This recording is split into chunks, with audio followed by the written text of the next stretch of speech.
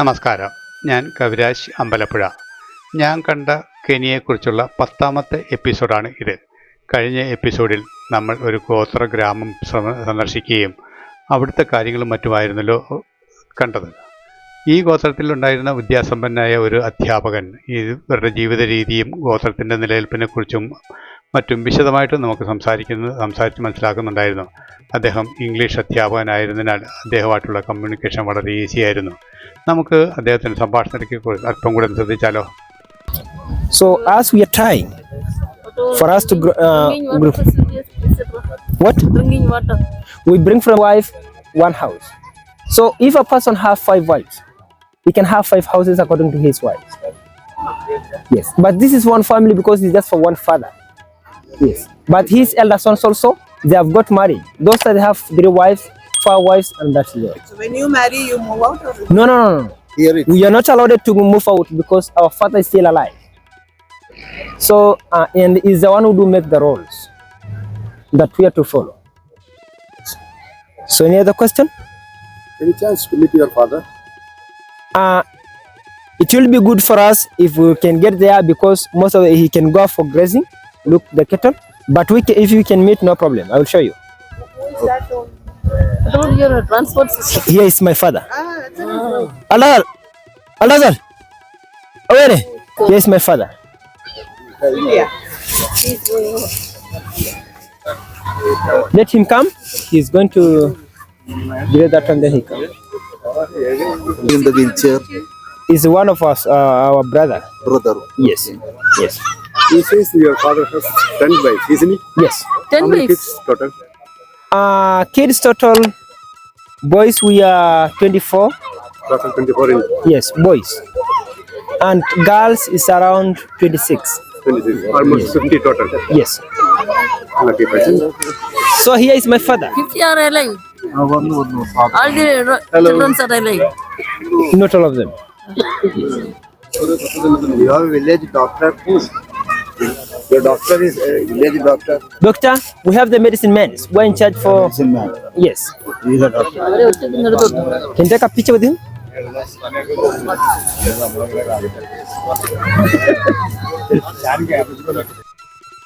ഒരു സിംഹത്തിനെ വേട്ടയാടി കൊല്ലുകയാണെങ്കിൽ ഒരു വിവാഹം കഴിക്കാം എന്ന ഗോത്രത്തിൻ്റെ നിയമത്തിനുള്ളിൽ നിന്നുകൊണ്ട് 10 സിംഹങ്ങളെ കൊല്ലുകയും 10 ഭാര്യമാരെ കൈക്കലാക്കുകയും ചെയ്ത മഹത് വ്യക്തിയാണ് ഇദ്ദേഹം. ഇദ്ദേഹത്തിന് 50 കുട്ടികളുമുണ്ട്.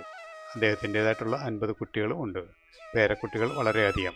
അവരെല്ലാം കൂടെ കൂട്ടിക്കഴിഞ്ഞാൽ 250 കുട്ടികളോളം വരും. Nothing.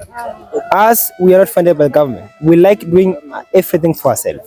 The schools in village, they are with the government or No. Private, just for the family. So is that why I have said that the school is depend with you, our they are client? the missionaries who are setting up school, no? No. No, they are not. There is one that have built for us 2 blocks, and he this is a black ebony. That is a brown ebony. You take it from here or inside forest or you buy it Yes, from? this we make for sale. No. I mean the wood is here. Yes, we go up in the mountain. No, with knife. Colorum skin. So we can see the house. Yes. Black about. So with them, also we use the car tire. It's our shoes. Tire. Yes. How is this life compared to Indian life? A lot of difference. Now you are quite secured and you don't have to worry. But we are having so much of facilities. But we Our are not happiness secure. illa, here happiness. Here everyone happy. Hakuna matata. You are satisfied with what you have. Local medicine. Yeah, herbs. Herbs. Yes. So come we see this, my friend. വീടിൻ്റെ പുറം ചുമരുകളും അകംചുമരുകളും അകത്തളവും എല്ലാം ചാണകം മെഴുകിയതാണ് എന്നാണ് ഒരു പ്രത്യേകതയുള്ളത്. പണ്ട് നമ്മുടെ നാട്ടിൽ ഇതൊക്കെ ഉണ്ടായിരുന്നുവല്ലോ. ഇവിടെ വൈദ്യുതിയുടെ ലഭ്യത തീരെ ഇല്ല. സോളാറോ അങ്ങനെയുള്ള മറ്റു ആധുനികമായിട്ടുള്ള യാതൊന്നും തന്നെ ഇവിടെ ഉപയോഗിക്കുന്നില്ല. ആയതിനാൽ അകത്തേക്ക് കയറുമ്പോൾ വളരെ ഇരുട്ടാണ് കാണപ്പെട്ടത്. ചില ഭാഗങ്ങൾ മാത്രമേ ചിത്രീകരിക്കാൻ സാധിച്ചുള്ളൂ. My friend, you stand here. Slowly, slowly. Should be busy. have rain when it is raining and all. They should repair their houses. Okay. There. Come in, my friend. Come inside. Very strong.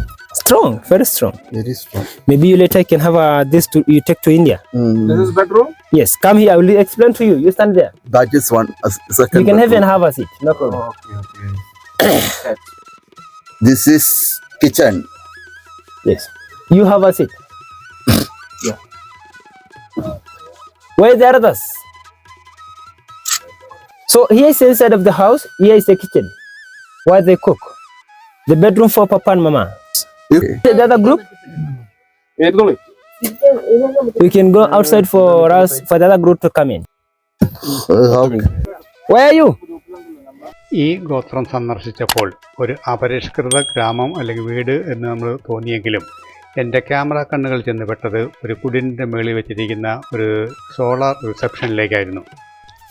പാചകങ്ങൾക്കും മറ്റുമായിട്ട് ഈ ഗോത്രത്തിന് ഒന്നാകെ ഉണ്ടാക്കുന്ന തീ ആണ് ഇത്.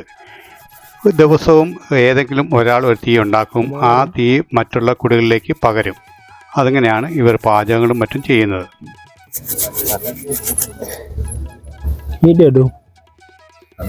So the fire is ready.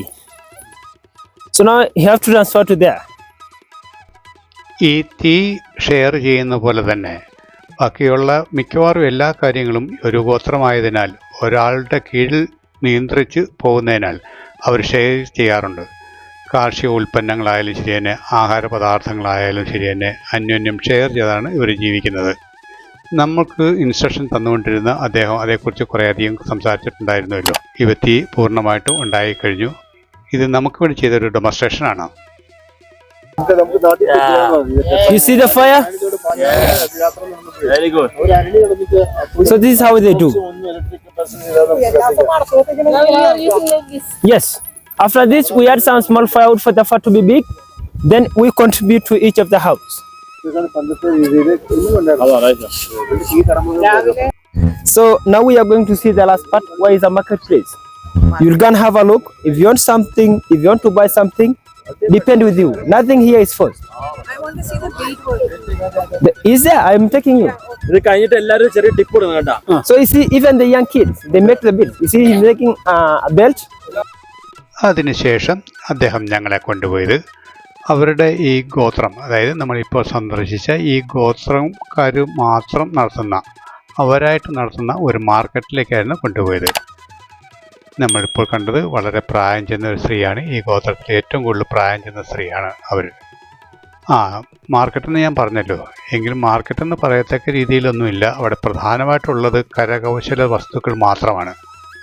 ഇവരുടെ ഗോത്രത്തിൽപ്പെട്ട ആൾക്കാരുകൾ അല്ലെങ്കിൽ അവരുടെ ഗോത്രത്തിൽപ്പെട്ട ജനങ്ങൾ, അംഗങ്ങൾ, അവരിൽ പല കലാകാരന്മാരുമുണ്ട്. ഇതിൽ അവർ നിർമ്മിച്ച അവരുടേതായിട്ടുള്ള വസ്തുക്കൾ വിൽക്കാൻ വേണ്ടി വെച്ചിരിക്കുന്ന പല രീതിയിലുള്ള സ്റ്റാളുകൾ നമുക്കവിടെ കാണാൻ സാധിക്കും. എല്ലാവരും ഈ ഗോത്രത്തിലെ അംഗങ്ങൾ മാത്രമാണ് നിർമ്മിച്ചിരിക്കുന്നത്. പക്ഷേ ഇത് ലക്ഷ്യമിടുന്നത് ഇവിടെ ഈ ഗോത്രം സന്ദർശിക്കാൻ വന്നിട്ടുള്ള വിനോദസഞ്ചാരികളെ ലക്ഷ്യമിട്ടുകൊണ്ടാണ് ഇതെല്ലാം നിർമ്മിച്ചു വെച്ചിരിക്കുന്നത്. പല രീതിയിലുള്ള വസ്തുക്കൾ നമുക്കിവിടെ കാണാൻ സാധിക്കുന്നുണ്ട്. ഞാൻ അതെല്ലാം എല്ലാ ഭാഗങ്ങളും നടന്നു കണ്ടു, ചിത്രീകരിക്കുകയും ചെയ്തു. ഇവിടെ നമുക്ക് ലഭ്യമായ പല വസ്തുക്കളും വെളിയിൽ നിന്നും നമുക്ക് വാങ്ങിക്കാവുന്നതേ ഉള്ളൂ. പക്ഷേ വില താരതമ്യപ്പെടുത്തുമ്പോൾ വെളിയിൽ നിന്ന് കിട്ടുന്നതിനേക്കാൾ വളരെ വില കുറച്ച് ചില സാധനങ്ങൾ നമുക്ക് ഇവിടുന്ന് കിട്ടുന്നുണ്ട്. ഞങ്ങളുടെ കൂട്ടത്തിലുണ്ടായിരുന്നവർ പലരും പല സാധനങ്ങളും ഇവിടെ നിന്ന് വാങ്ങിക്കുകയുണ്ടായി. വളരെ ഇഷ്ടപ്പെട്ട രീതിയിലുള്ള സാധനങ്ങൾ കാണുമ്പോൾ അവർ വില കൂട്ടി പറയുമെങ്കിലും ബാർഗെയിനിൽ നമ്മളൊട്ടും പിന്നോക്കമല്ലല്ലോ. അതുകൊണ്ട് അതേ രീതിയിൽ തന്നെയായിരുന്നു പർച്ചേസ് ചെയ്തതും മറ്റും. വെളിയിൽ വന്ന് എനിക്ക് കാണാൻ സാധിച്ചത് ഒരു കൂട്ടം കുട്ടികളുടെ ഒരു സംഘമാണ്.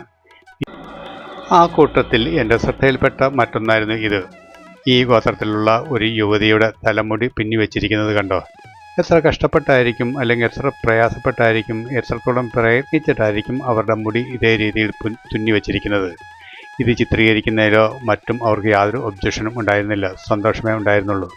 അതിനുശേഷം ഞങ്ങൾ വെളിയിലേക്ക് വന്നു. നമ്മുടെ ഗോത്രത്തിൽ നിന്ന് വെളിയിലേക്ക് വരുന്ന വഴിയാണിത്. വെളിയിലേക്ക് വന്നപ്പോൾ ഞങ്ങളെ യാത്ര അയക്കാൻ വേണ്ടി മുൻപ് ഞങ്ങൾ സ്വീകരിച്ചിരുന്നതിൽ പലരും അവിടെ കാത്തുനിൽപ്പുണ്ടായിരുന്നു. അവരെ കുശല പ്രശ്നങ്ങളെല്ലാം ചെയ്തു, അവരുമായിട്ട് സംഭാഷണങ്ങൾ നടത്തി, ഗ്രൂപ്പ് ഫോട്ടോകളൊക്കെ എടുത്തു. അങ്ങനെ അവരിൽ നിന്ന് യാത്ര പറയാനുള്ള സമയം ഞങ്ങൾക്കായി കഴിഞ്ഞു. ഞങ്ങൾക്ക് ഞങ്ങളുടെ യാത്ര തുടരേണ്ടതായിട്ടുണ്ട്. കാരണം ഇന്ന് വൈകുന്നേരം തന്നെ നൈറോബിയിൽ ഞങ്ങൾക്ക് തിരിച്ചെത്തണം. അതിനു മുൻപായിട്ട് പല ഭാഗങ്ങളിൽ ഞങ്ങൾ വിസിറ്റ് ചെയ്യാനുണ്ട്. ആ വിസിറ്റ് ചെയ്ത കാര്യങ്ങളും യാത്രാമധ്യേ കണ്ട അത്ഭുതകരവും രസകരമായ കാഴ്ചകളുമായി അടുത്ത എപ്പിസോഡിൽ ഞാൻ നിങ്ങളിലെത്തുന്നവരെ എല്ലാവർക്കും നല്ലത് വരട്ടെ, നന്മ വരട്ടെ.